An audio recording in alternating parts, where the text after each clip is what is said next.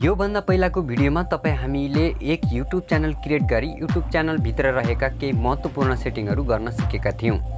आज म तपाईहरुलाई डिटेलमा सिकाउने छु कि एक YouTube च्यानल क्रिएट गरिसकेपछि भेरिफाई कसरी गर्ने। त्यस YouTube च्यानललाई भेरिफाई गरी हामीले राम्रो एउटा प्रोफेसनल थम्बनेल बनाई आफ्नो भिडियोमा लगाएर राम्रो भ्युज इन्क्रिज गर्न सक्छौं।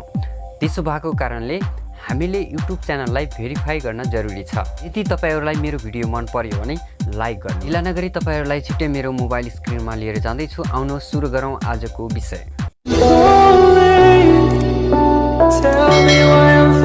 YouTube च्यानललाई भेरिफाई गर्नको लागि तपाईको मोबाइलमा रहेको जुनसुकै ब्राउजर पनि ओपन गर्न सक्नुहुन्छ र म Google Chrome ब्राउजर ओपन गर्न गइरहेको छु। ओपन गरौँ।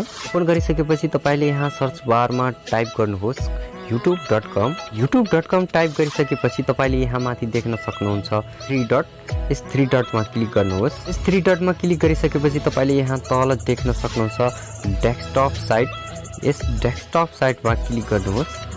डेस्कटप साइटमा क्लिक गरिसकेपछि तपाईको मोबाइल डेस्कटप मोडमा ओपन हुनेछ र तपाईले यहाँ देख्न सक्नुहुन्छ माथि तपाईको YouTube च्यानलको लोगो आइकन यहाँ जहाँ रहेको छ यसलाई एकचोटी क्लिक गर्नुहोस्। यसलाई क्लिक गरिसकेपछि तपाईले यहाँ देख्न सक्नुहुन्छ YouTube स्टुडियो। यस YouTube स्टुडियोमा एकचोटी क्लिक गर्नुहोस्। YouTube स्टुडियो क्लिक गरिसकेपछि तपाईको मोबाइलमा यस्तो खालको एक इन्टरफेस खुलेर आउनेछ र तपाईले यहाँ देख्न सक्नुहुन्छ तल यहाँ एउटा सेटिङको आइकन रहेको छ। यस सेटिङको आइकनमा क्लिक गर्नुहोस्। यस सेटिङको आइकनमा क्लिक गरिसकेपछि यहाँ तपाईले देख्न सक्नुहुन्छ च्यानल। यस च्यानलमा क्लिक गर्नुहोस्। यस च्यानलमा क्लिक गरिसकेपछि तपाईले यहाँ देख्न सक्नुहुन्छ फ्युचर इजिबिलिटी।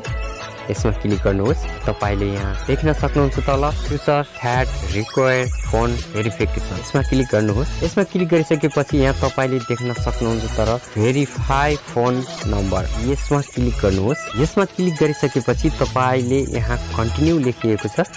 यस खाली बक्समा कन्टिन्यू छ र यस कन्टिन्यूमा क्लिक गर्नु होला र यस कन्टिन्यूमा क्लिक गरिसकेपछि तपाईले आफ्नो मोबाइल नम्बर यसमा राख्नुपर्ने हुन्छ।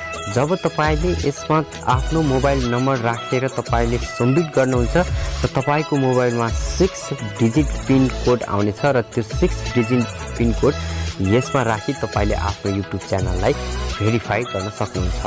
र म धेरै YouTube च्यानलहरु भेरिफाई गरेर एक्टिभेट गर्न सक्दिन। त्यसो भएको कारणले तपाईहरुलाई मैले यो जानकारीको लागि मात्रै यहाँसम्म ल्याएको हुँ। आई होप आजको भिडियो तपाईहरुलाई एकदमै मन पर्यो होला।